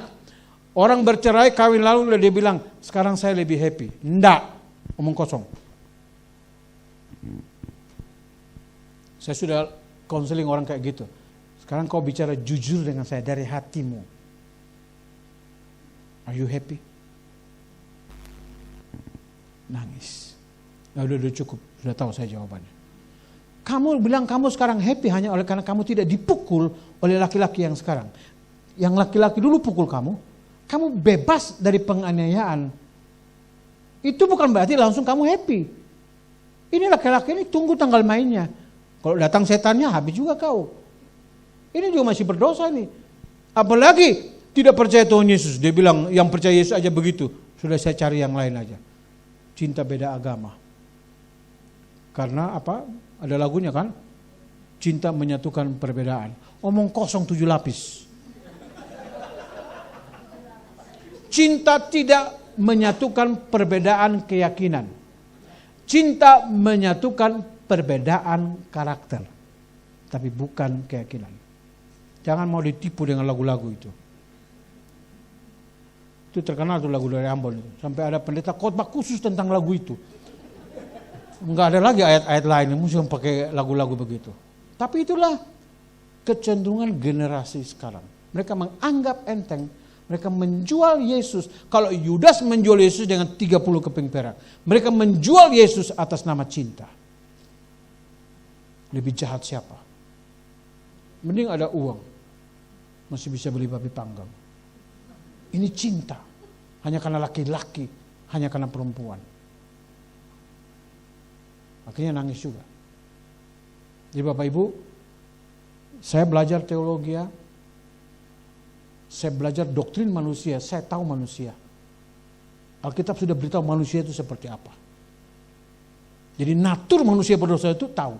Jadi kalau kita counseling orang, dia putar sana putar sini, jujurlah kau, gak usah kemana-mana, udah tahu aku. Alkitab sudah bilang. Udah bisa ngomong lagi, kamu ngomong apa? Kamu bilang kamu bahagia, sementara kamu malas ke gereja, kamu tidak pernah baca Alkitab, omong kosong semua itu. Nggak usah pura-pura sama saya. Bukan saya maha tahu, bukan. Firman Tuhan yang beritahu. Jadi kalau kita main counseling orang, kita sudah tahu. Jawabannya ini dia lari mau kemana. Kalau belajar, makanya saya juga heran. Ada orang tidak belajar sungguh-sungguh tiba-tiba jadi pendeta, jadi gembala. Apa mau dibikin? Jemaat punya masalah datang dalam nama Yesus. Pergi semua. Pergi juga orang yang tidak balik-balik.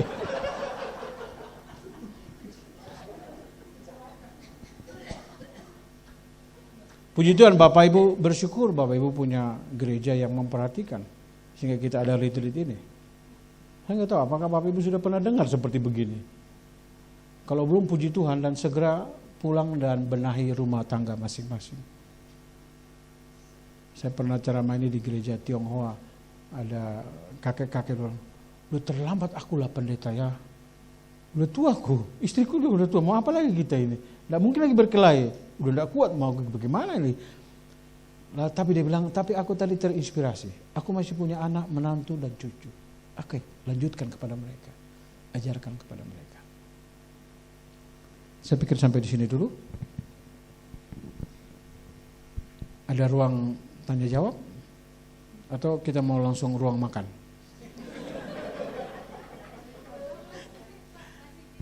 Oke, masih bisa. Silakan, ada yang mau bertanya, dipersilakan.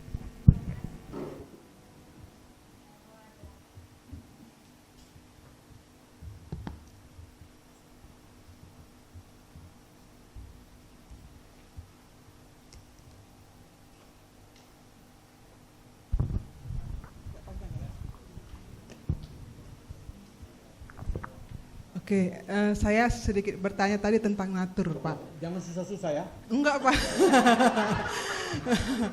Iya, tentang natur tadi, Pak.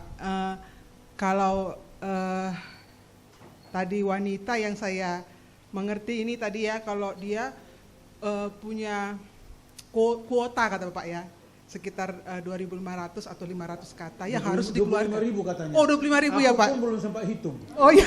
Cuma aku udah rasakan. Iya.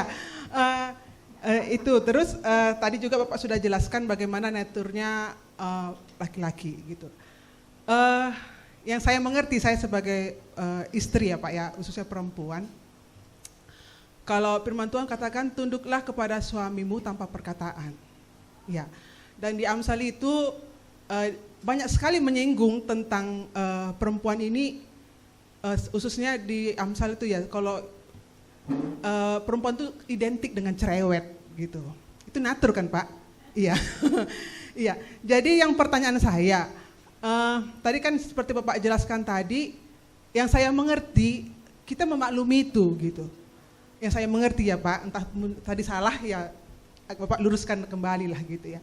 Yang saya mengerti kita maklumi itu gitu. Tetapi seperti tadi ya yang dijelaskan pada season pertama, tadi Bapak bangun ketika istri sudah sakit, yang tadinya artinya mungkin nggak bisa melakukan pekerjaan yang tidak pernah dia kerjakan, oleh karena Roh Kudus mengajari dan menolong dia gitu. Artinya kan natur itu Tuhan ubahkan gitu. Nah, jadi seperti perempuan tadi kan cerewet itu tidak baik gitu. Seperti lebih bagus berada di suatu rumah gitu kan Pak. Nah, jadi itu yang pertanyaan saya, apakah itu kita maklumi?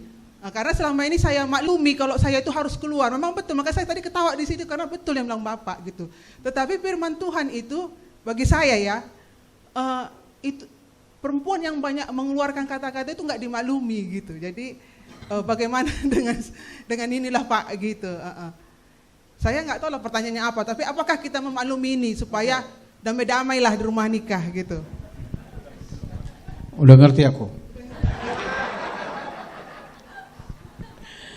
Begini Ibu, yang pertama, kalau saya bilang natur, berarti Tuhan memang mencipta, maksudnya memang seperti itu. Cerewet enggak salah, tapi cerewet firman Tuhan, beritakan firman Tuhan. Cerewet beritahu semua yang baik, bukan cerewet bikin luka hati orang. Cerewet gosip, itu yang enggak bagus. Ngomong aja terus, tapi ngomong firman Tuhan gitu loh. Jadi gunakan natur itu pada maksud Tuhan yang semula. Cerewet untuk yang baik, jangan cerewet untuk yang tidak baik. Maka itu ada penelitian, wanita-wanita yang cerewet umurnya lebih panjang daripada yang pendiam. Serius. Jadi bapak-bapak jangan larang istri diam, cepat mati. Ini penelitian di Amerika. Kenapa? Karena kalau wanita itu dia speak out, dia keluarkan, tidak simpan kanker, akar pahit di dalam, dia keluarkan. Itu maksudnya. Yang simpan makan dalam, makan hati, sakit hati, kanker hati, mati. Cepat mati. Nah, jadi memang harus keluar. Memang naturnya begitu, ditahan-tahannya. Matilah cepat. Keluarkan. Tapi yang berikut cara mengeluarkannya juga. Nah, itulah wanita bijak. Wanita bijak itu dia tetap pakai naturnya, tapi yang dia bicarakan itu semua bijak terukur untuk kebaikan. Itu dia. Jadi Bu, terus saja cerewet, tapi untuk yang baik. Nah, laki-laki perlu belajar. Makanya laki-laki yang tidak mengerti, itu saya bilang, laki-laki yang tidak mengerti, ini yang seringkali terjadi.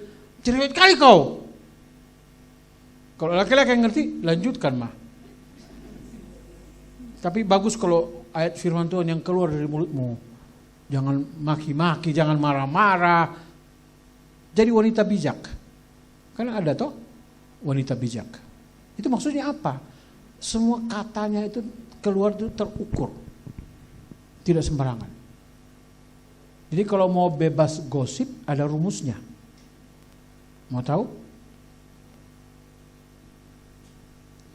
Ketika saudara melihat kekurangan orang, ceritakan kepada orang lain tentang Tuhan.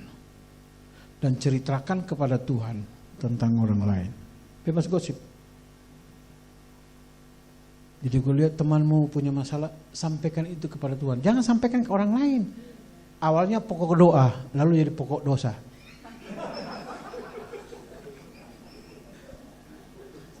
Udah lihat, doakan. Nah ini kan jadinya bergosip.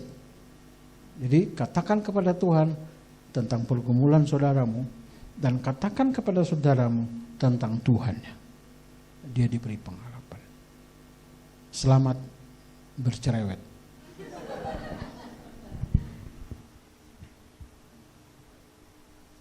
Ini udah ibu-ibu, bapak-bapak lagi lah. Ayo.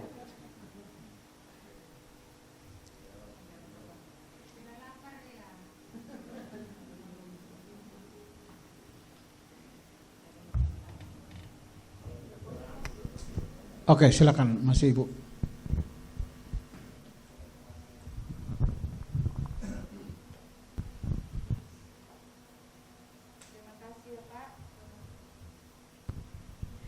Terima kasih Pak. Tadi saya terberkati ya, bagaimana untuk mendidik anak itu gitu. Saya mempunyai 2 orang anak dengan karakter yang berbeda gitu kan. Memang saya jujur, setelah Bapak bilang tadi, saya memang sering agak membandingkan anak saya pertama dengan anak saya yang kedua gitu. Tapi saya bilang juga gitu, ini untuk abangnya gitu, supaya kamu melihat dari adikmu gitu.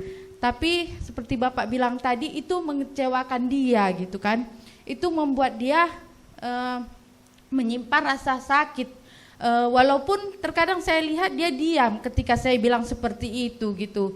Jadi saya terbuka tadi hati pikiran saya gitu. Berarti selama ini saya salah gitu kan dalam mendidik anak saya gitu.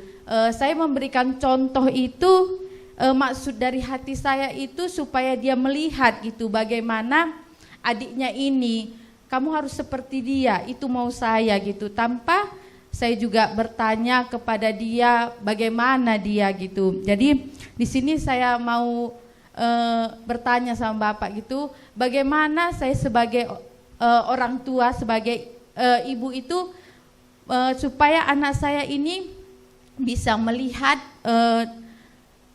apa yang baik gitu, supaya dia bisa menilai dari adiknya gitu kan, supaya sehingga dia tidak sakit hati gitu Pak. Jadi bagaimana saya harus memberitahukan anak saya yang besar ini supaya dia agak seperti adiknya gitu, tanpa menyakiti hatinya gitu Pak. Terima kasih. Oke Bu, terima kasih Bu. Kan ada lagunya, ojo dibanding-banding ke.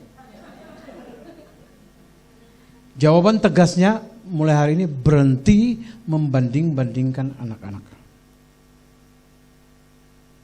Sekarang ada banyak buku. Temukan cara yang lain. Cara itu dia. Seperti contoh saya lah. tujuan yang baik harus juga dengan cara yang baik. Jangan demi tujuan yang baik apa saja. Ini untuk kebaikanmu. Iya, tapi itu menyakiti. Itu melukai. Saya ini juga korban. Papa saya sering banding-banding saya dengan adik saya. Tapi yang pertama kali Tuhan panggil saya, papa saya itu bahasanya itu orang Kupang itu tidak enak, kamu tidak laku. Waktu saya ke Amerika, dia paling bangga seluruh dunia dia cerita anakku di Amerika. Tapi hampir saya mau bilang, yang kau bilang tidak laku itu. Panas juga saya. Nah, jadi kalau anak itu diam bukan berarti dia tidak ngerti. Oh salah. Dia simpan. Jadi semua orang tua bertobatlah. Mulai hari ini berdoa jangan membanding-bandingkan. Setiap anak itu masing-masing punya kelebihan. Tuhan berikan talenta itu masing-masing, tidak sama. Setiap orang pasti berbeda, dilahirkan dari satu rumah, satu papa, mama. Kami ada 8 orang, beda-beda karakternya. Tapi karena papa saya mendidik kami sedemikian rupa, ada masalah, kami tidak pernah berkelahi. Duduk selesaikan. Apa masalahnya? Tetangga saya, kakak beradik, kalau berkelahi, kejar-kejar, satu pegang gergaji, satu pegang parang, kejar-kejaran keliling rumah. Tapi di rumah itu ada persekutuan doa setiap hari Sabtu. Macam mana itu? Didikan orang tua. Papa saya marah sekali kalau saya pukul adik saya. Itu saudaramu. Itu bukan orang lain. Kalau orang lain pukul saudaramu, bagaimana? Saya turunkan anak-anak saya. Anak saya 3 lagi bilang tidak boleh berkelahi. Papa tidak mau ada perang saudara. Tidak boleh. Tidak boleh pukul orang. Tapi di sekolah dipukul anak-anak. Pulang lapor. Saya bilang pukul. Loh papa bilang gak usah. Pukul nanti habis itu minta ampun. Saya kasih masuk karate. Ikut karate. Supaya jangan dibully di sekolah. Saya juga menyesal nasihat saya kurang pas. Jadi kalau dipukul kawan, bicara. Jangan pukul. Tadi papa emosi saja saya bilang. Pukul balas. Tapi kemudian saya ajar. Gak bagus, gak boleh. Selesaikan. Kemarin saya di Jakarta, anak saya kelas 3 SMA sekarang. Jadi kerjain kawan di kelas. Dia marah sekali. Karena saya sudah ajar. Akhirnya dia ke kamar mandi, tangannya dia pukul di pintu kamar mandi. Jadi pulang luka kan, ditanya kakaknya di rumah. Kenapa tanganmu? Nah, dia cerita apa adanya. Dia bilang, gak apa-apa, lebih baik tanganmu yang rusak daripada muka orang lain rusak. Sudah selesai? Sudah bicara dengan orang itu, sudah berdamai. Saya ajar, ada sesuatu harus sampai pada titik berdamai. Saya minta maaf, saya salah. Saya sudah ajar, kalau ada sengketa antara 2 orang, tidak ada orang 100% benar, tidak ada orang 100% salah. Dua-dua ada andilnya. Jadi perlu disadarkan supaya saling maafkan saya salah. Sekarang pertanyaannya, ibu berani tidak pulang ketemu anak? Mama minta maaf. Itu nilainya besar sekali untuk seorang anak.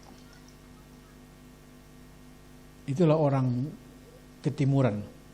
Orang tua selalu benar, anak selalu salah. Makanya maaf. Kalau anak kita tidak bisa memaafkan mengampuni orang lain, andil kita di dalam. Anak kita sulit mengakui kesalahan, andil kita di dalam. Kita juga bisa buat salah. Maafkan papa nak, papa salah. Anak itu belajar.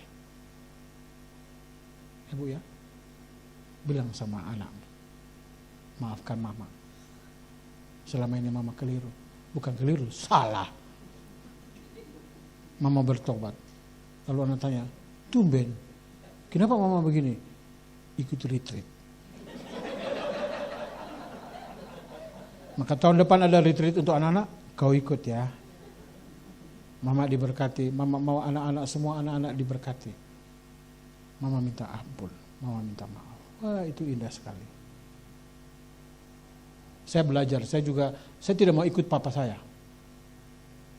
Itu salah satu juga anak-anak itu kenapa Ya lumayan lah ada yang bertanya. Di sekolah itu mahasiswa itu ada pertanyaan, tidak ada yang angkat tangan. Kenapa itu? Itu didikan dari rumah. Anak mau diam. Maka itu anak-anak tidak berani punya keberanian angkat tangan karena takut disalahkan. Itu didikan dari rumah. Nah, itu mesti dibujuk-bujuk dulu. Gak apa-apa kalau salah. Justru di ruang kelas ini, kalau salah biar ku luruskan. Jangan kau salah di luar, tidak ada yang luruskan. Tambah bengkok kau. Nah, kalau sudah ngomong begitu, saya mau bertanya Pak. Ah itu baru mulai dia. Kalau langsung ada yang mau bertanya, tidak ada. Kenapa? Ya itu didikan di rumah. Anak baru ngomong, diam. Masih kecil, berani-berani jawab papa. Nggak bisa begitu. Berubah. Jangan lagi begitu. Biar supaya generasi GKMI generasi yang betul-betul beda. Cukuplah kita yang rusak. Jangan lagi mereka. Amin bapak-bapak. Pulang minta ampun sama anak. Serius loh, saya ngomong ini serius loh. Jadi respons dari retreat ini adalah, ya kalau dengan istri ya selesaikan bersama. Selama ini aku salah menilai kamu. Seringkali ku tengking kau diam. Ampuni aku. Ya ibu juga bicara kepada suami, maafin aku terlalu cermetin kau ya. Biarlah supaya kita umur panjang berdua. Itu paling indah toh. Gitu Bu ya.